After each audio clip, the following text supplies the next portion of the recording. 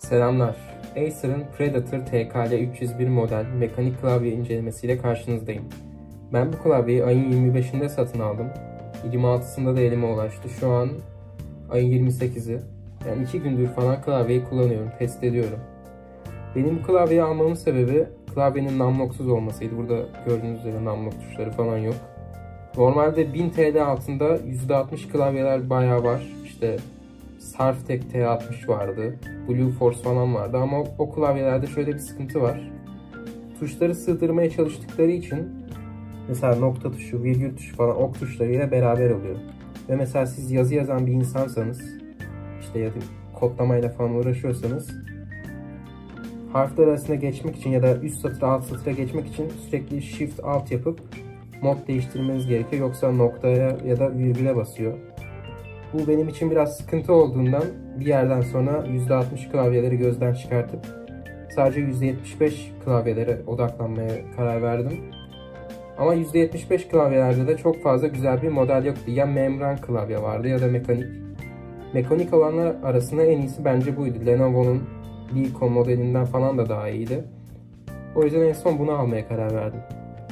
Şimdi klavyenin incelemesine geçecek olursak, klavye böyle bir kutunun içinden geliyor. Kutunun içinde şu poşete sarılı bir şekilde geliyor. Onun dışında kullanma kılavuzuyla garanti belgesi çıkıyor kutudan. Klavyenin tuşlarını çıkarmak için olan aparatsa klavyenin arkasında yerleştirilmiş bir şekilde geliyor. Onu da size göstereceğim. Klavyeye gelecek olursak, klavye bu şekilde bir örgülü kabloyla geliyor. Bu güzel olmuş. Yalnız tek sıkıntı, kablonun klavyeden çıktığı yer çok sağlam değil. Buraya biraz dikkat etmenizi tavsiye ederim. Onun dışında klavye Blue Switch bir klavye.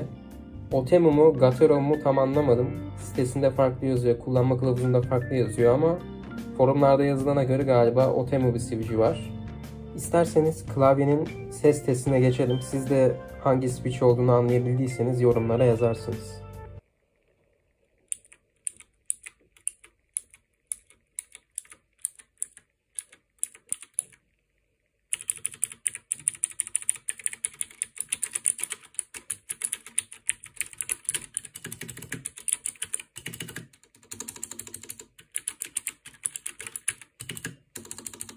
Evet, şimdi de klavyenin ışık modları arasında nasıl geçiş yapabileceğinizi göstereceğim.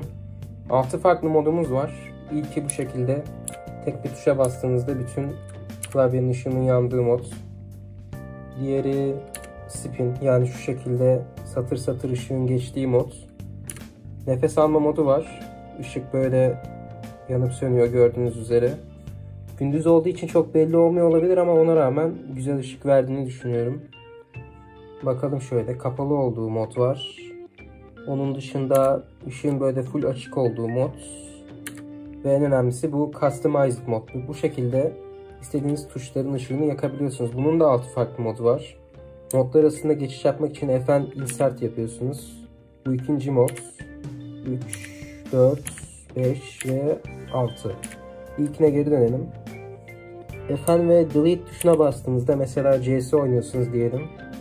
B tuşu satın alma tuşu, işte G tuşu silah atmak için. CS için böyle bir mod yaptınız. FN Delete yapıp kaydediyorsunuz. Sonra FN Insert dediniz. Diğer moda geldiniz. Burada mesela F'yi alalım. FN Delete diyelim. F tuşu LoL'de kullanıyordu herhalde. G kullanılıyor mu hatırlamıyorum. Bu şekilde 6 farklı mod var. Farklı farklı oyunlar için kullanabilirsiniz bu modları. Size kalmış. Diğer iki modsa şu şekilde dalga şeklinde ışığın yayıldığı, yani wave modu. Diğeri de bastığınız tuşun yandığı bu mod. Klavyede anti-ghosting özelliği de var bu arada. Şöyle FN Page Up yapalım. Normalde en fazla 6 tuşa kadar bastığınızda algılıyor ama FN Page'den yapıp mod değiştirirseniz anti-ghosting özelliği açılıyor ve tuş sınırlaması ortadan kalkıyor. Windows Lock da var klavyede, işte FN ve Windows tuşuna aynı anda bastığınızda Windows tuşunu kilitliyor falan. Asıl önemli olan nokta makro ataması. Normalde makro ataması yapılabiliyor ama ben nasıl yapıldığını anlamadım. Buraya ekrana koyarım resmini. Bunu anlayan varsa yorumlarda yazarsa sevinirim. Hepimiz faydalanmış oluruz. Bu klavyenin tek kötü yanı, klavyede az da olsa yay sesinin olması. Yani ben forumlarda ya da hepsi burada da bunu söyleyeni görmedim. Yer sesinden rahatsız olan görmedim ama kulağınızı klavyeye yaklaştırdığınız zaman yer sesini duyuyorsunuz.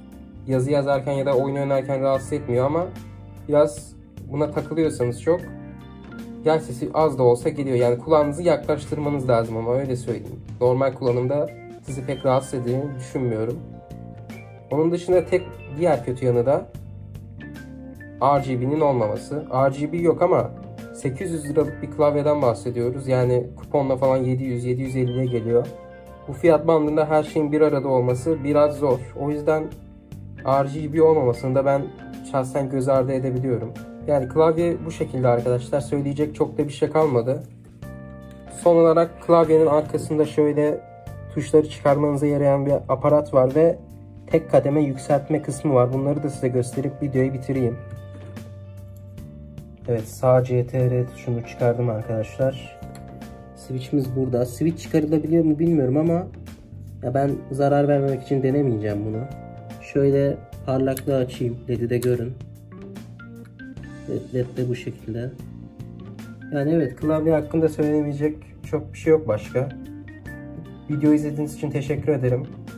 Yani beğendiyseniz beğenin. Kanala abone olun diyemiyorum çünkü sıklıkla video atmıyorum yani, ama elimde 2 tane hazır inceleme var. Vanilla Sky filmi için inceleme var. Onu üşenmezsem editleyip yükleyeceğim.